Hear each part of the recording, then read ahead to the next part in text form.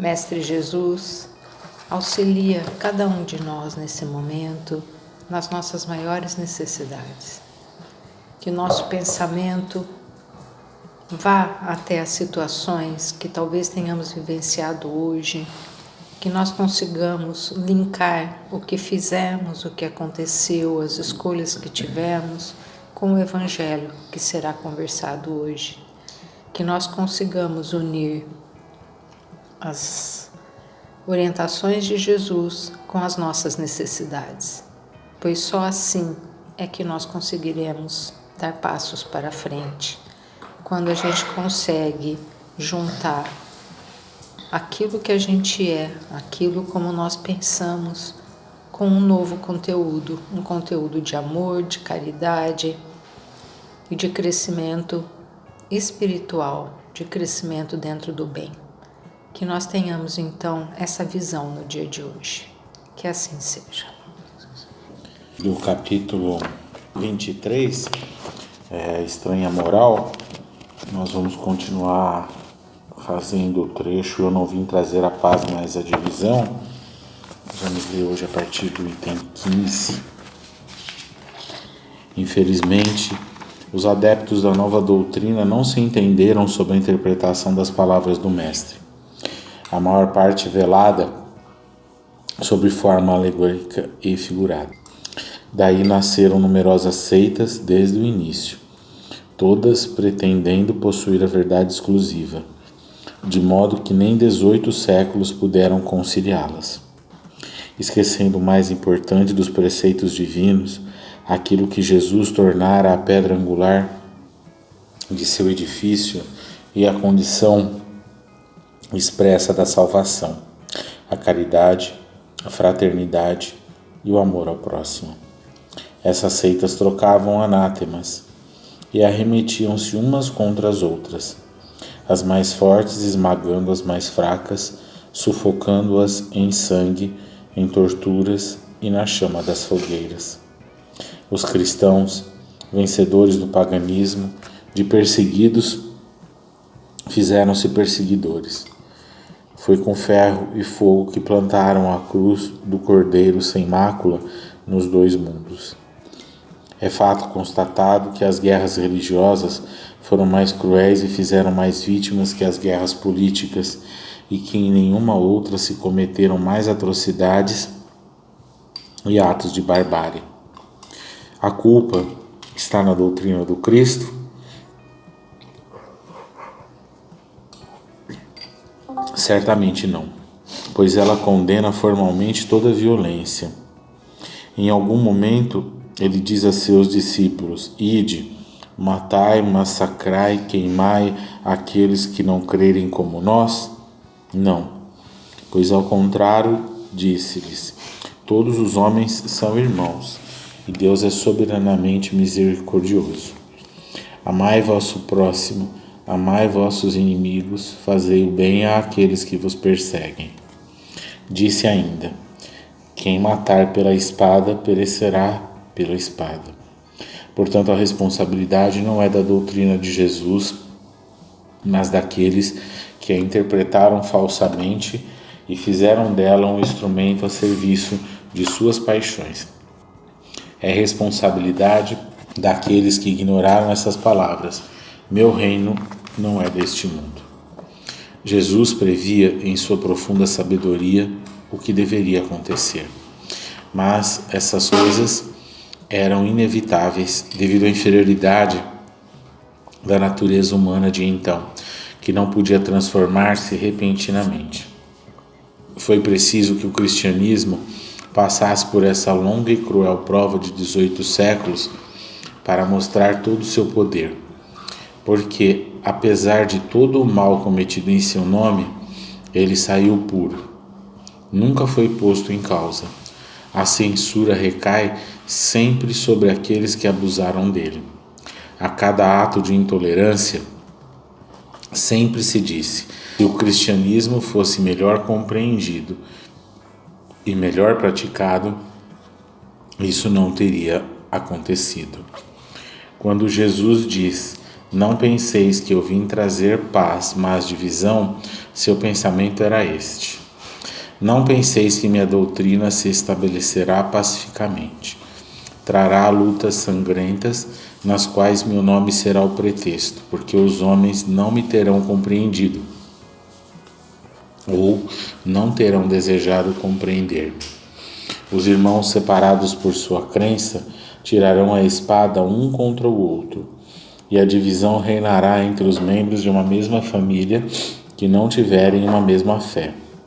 Eu vim trazer fogo à terra para limpá-la dos erros e dos preconceitos, como se põe fogo num campo para destruir as ervas daninhas. E desejo que acenda para que a depuração aconteça prontamente, pois desse conflito a verdade sairá triunfante. A guerra sucederá à paz, ao ódio entre partidos, à fraternidade universal, às trevas do fanatismo, à luz da fé esclarecida. Então, quando o campo estiver preparado, eu vos enviarei o Consolador, o Espírito de verdade que virá restabelecer todas as coisas. Ou seja, que fazendo conhecer o verdadeiro sentido de minhas palavras, que os homens mais esclarecidos poderão enfim compreender. Encerrará a luta fratricida que divide os filhos de um mesmo Deus. Enfim, cansados de um combate sem saída, que não arrasta consigo senão a desolação e leva a turbulência até o seio das famílias, os homens reconhecerão onde se encontram seus verdadeiros interesses, tanto deste mundo quanto do outro. Verão de que lado estão os amigos e os inimigos de seu descanso. Então todos virão abrigar-se sobre a mesma bandeira, a da caridade, e as coisas serão restabelecidas na terra conforme a verdade e os princípios que eu vos ensinei. O Espiritismo vem realizar no tempo determinado as promessas do Cristo. No entanto, não pode fazê-lo sem destruir os abusos. Como Jesus encontra à frente de seus passos o orgulho, o egoísmo, a ambição, a cupidez, o fanatismo cego, que, acossados em sua última trincheira, tentam barrar-lhe o caminho e suscitam-lhe entraves e perseguições. É por isso que também ele precisa combater. Mas passou o tempo de lutas e perseguições sangrentas. As lutas que terão de passar são todas morais, e aproxima-se o seu termo. As primeiras duraram séculos, estas durarão apenas alguns anos, porque a luz, em vez de partir de um só raio, jorra em todos os pontos do globo e logo abrirá os olhos dos cegos. Portanto, deve-se entender, pelas palavras de Jesus, as cóleras que ele previa que sua doutrina suscitaria, os conflitos momentâneos que viriam como sua consequência, as lutas que ela teria de suportar antes de estabelecer-se, como ocorreu aos hebreus antes de sua entrada na terra prometida, e não como um desígnio premeditado de sua parte, desígnio de semear a desordem e a confusão. O mal viria dos homens e não dele. Ele era como o médico que vem curar, mas cujos remédios provocam uma crise salutar, removendo do doente os humores nocivos. Acredito que aqui sejam os tumores nocivos, mas acredito que sejam os tumores nocivos, né? Mas não faz muita diferença, né? Jesus veio para poder curar a gente, é isso que a gente tem que ter em mente, e muito foi desvirtuado desde a estada de Jesus aqui conosco até o momento. A gente olha para a história e vê esses registros, né, de lutas até o presente momento entre irmãos, entre criaturas que são filhas de um mesmo Pai, porque todos nós somos filhos de Deus, cristãos ou não, mas aqui nós vamos conversar bastante sobre o cristão, né? Sobre essa batalha que às vezes a gente vivencia dentro de uma mesma casa, aonde por seguir, né, ele fala aqui, né, das seitas, de tudo aquilo que foi nascendo desde o princípio, e a gente vê que até os dias de hoje, né, às vezes numa casa a gente encontra criaturas que são cristãs, mas escolhem caminhar por outros caminhos.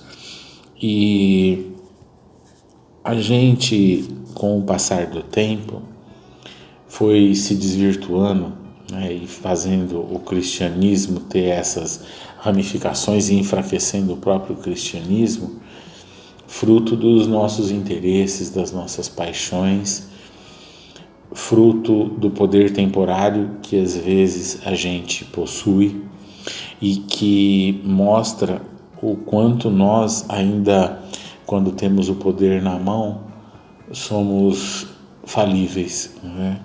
E a gente olha para a nossa realidade espiritual e vê, né, o quanto a gente poderia já ter avançado, né? Porque eu fico olhando o mundo nos dias de hoje em comparação com, né, se a gente olhar, né, há 100 anos, por exemplo, as diferenças, por exemplo, no âmbito de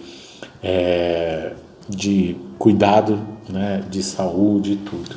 Ontem eu estava conversando com uma pessoa, estava me falando de um produto que existe hoje, que quando a pessoa produz muita saliva, né, e já está com uma idade avançada, ela coloca-se esse produto no pescoço e ele faz a redução dessa produção de saliva, né?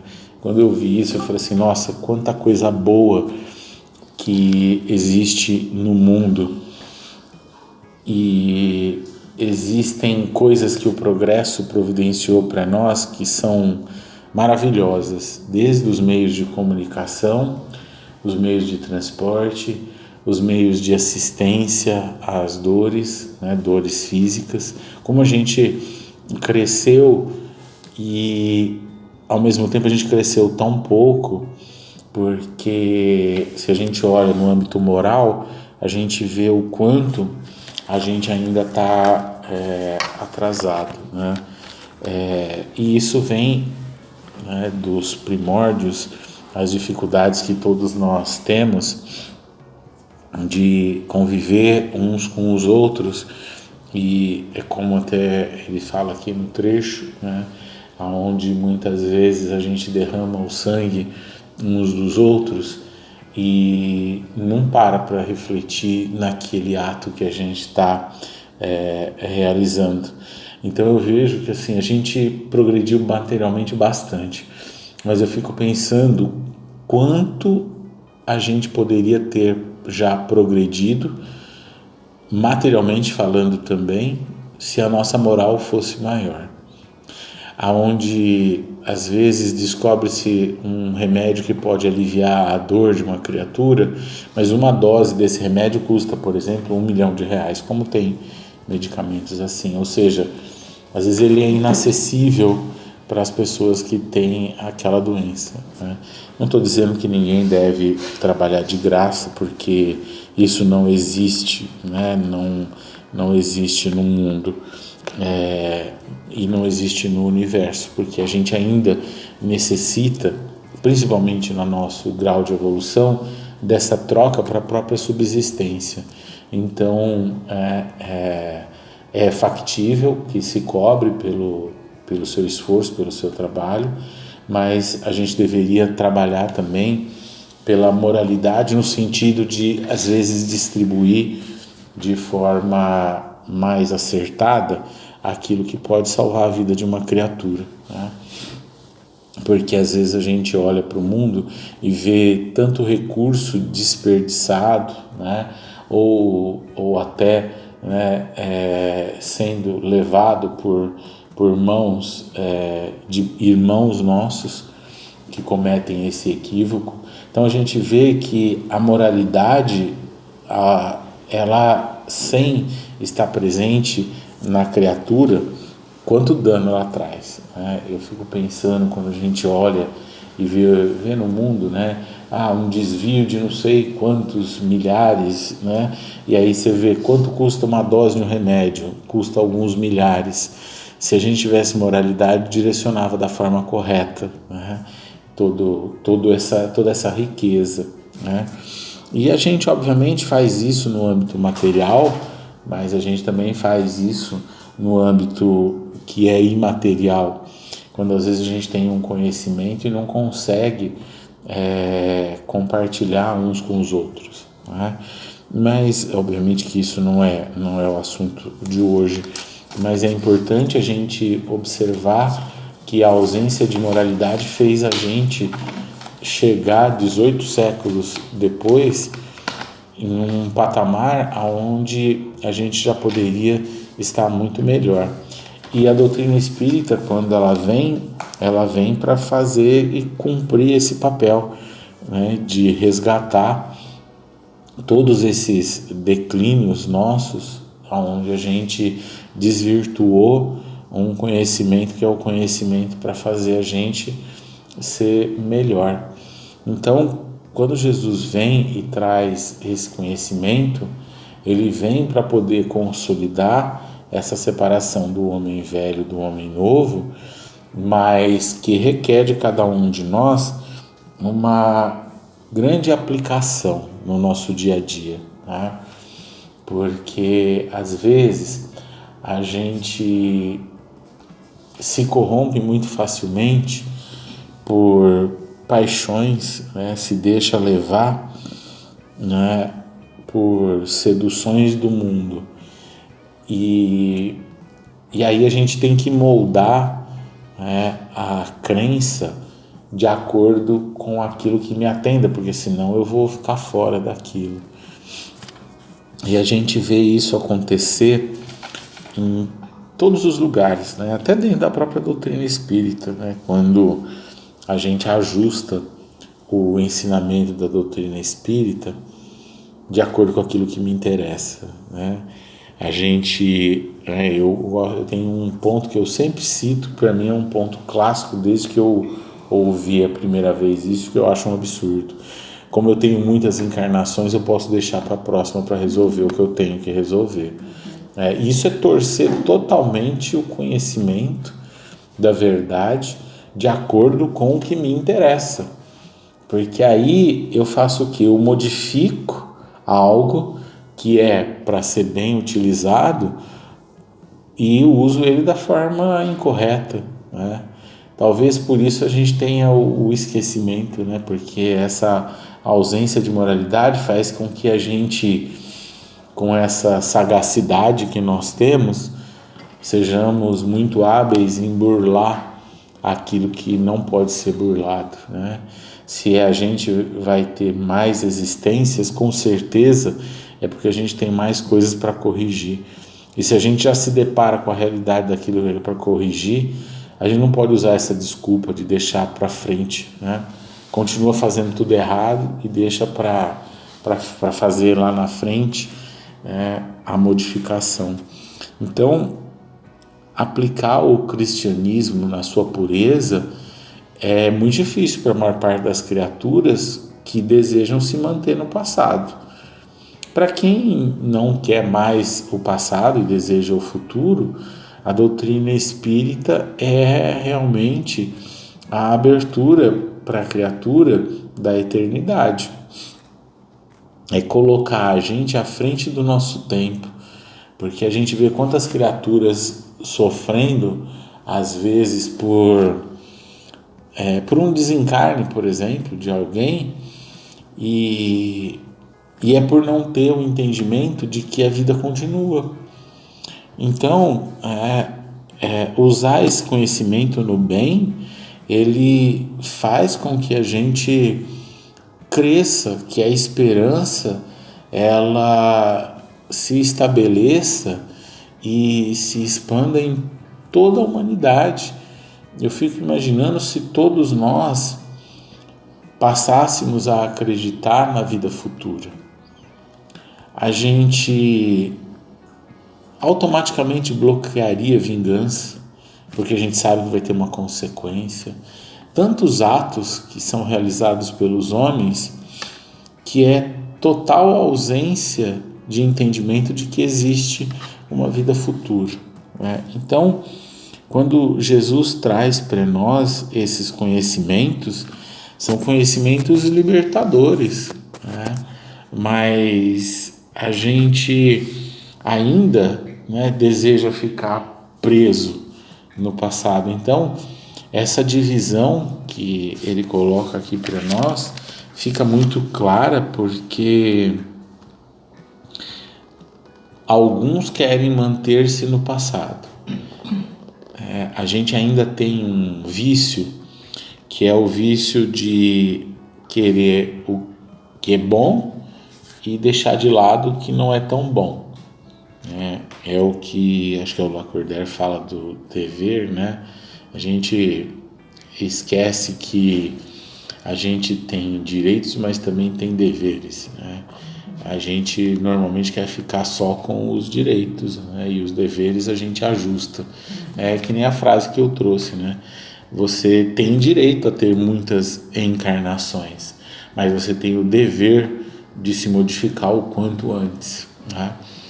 Até por ser um ato de caridade, porque quando a gente está encarnado, a gente sempre tem que pensar que você está tirando a oportunidade de outra criatura estar encarnada, né? E às vezes a gente não para pensar sobre isso, né? Não para olhar e ver que se eu hoje estou encarnado, eu estou ocupando o posto que poderia ser de outra criatura. Não que nada seja injusto, né? Porque não há injustiça no reino de Deus, mas às vezes a gente está semeando situações que poderiam ser evitadas, né? Porque se a gente evolui rapidamente, a gente dá oportunidade de outras criaturas evoluírem também. Então, a caridade ela se restringe só a quando eu estou encarnado? Ou a caridade é algo que expande as fronteiras da matéria? Caridade é caridade em qualquer instante, em qualquer modo que eu esteja. Mas, às vezes, a gente para e não olha para isso, né? A gente considera que caridade é somente uma parte quando eu estou encarnado, mas não é. A lei de amor, justiça e caridade é válida encarnado ou desencarnado. E se a gente ignora qualquer ponto que seja disso, a gente tem consequências que não são tão boas. Então, mudar um pouquinho o nosso olhar, entender isso que Jesus traz aqui para nós, e nós que às vezes temos mais condição de entendimento, saber entender um pouco mais aqueles com os quais nós convivemos e às vezes sequer comungam das mesmas ideias, né? Às vezes a gente tem numa casa um evangélico e um espírita e não tem por que se degladiar. Ambos têm valores, ambos têm coisas boas, ambos podem colaborar para que cresça e a moral se desenvolva.